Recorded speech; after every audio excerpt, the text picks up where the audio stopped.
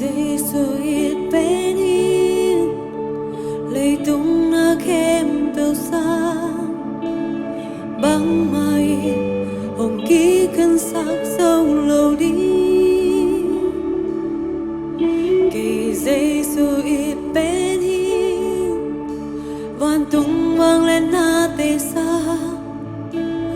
băng mai hồng ký cân sắc sâu kén tê khát về lại cây Giêsu ít bên hiên lấy tung na khem bêu sang cây Giêsu ít bên hiên lấy tung na khem bêu sang băng mai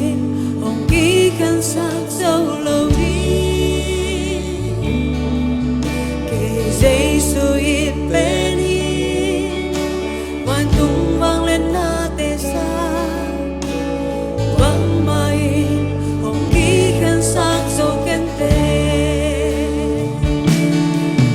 cây Giêsu ít bên hiên na đang kém bêu sa cây hồng mông đi hồng bay van tung hồng bêu sia mai trái lo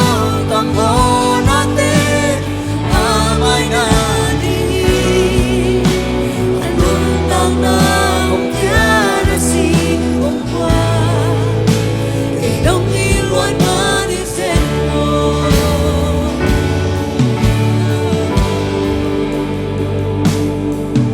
cây Giêsu ít bên đi ôi na căn nê lâu ha Giêsu ít nai cây hồng ban về về hi cây Giêsu ít bên đi mồ na tóc cái kỳ điểm ha Giêsu ít nai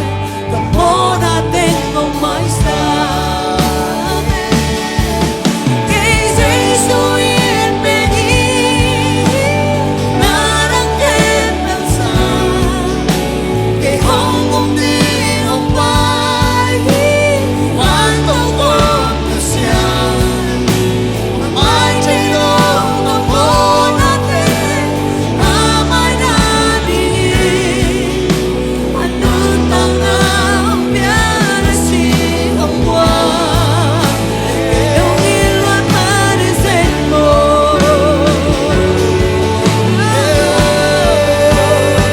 cây đông y mà đi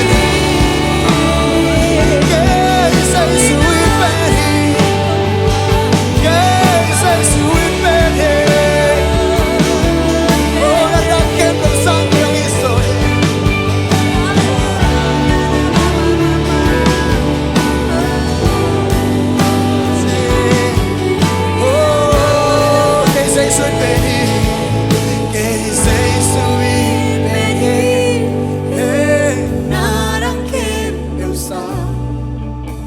cây hồng gom đi hồng bay van tung hồng bêu sia mai trái lo cảm ơn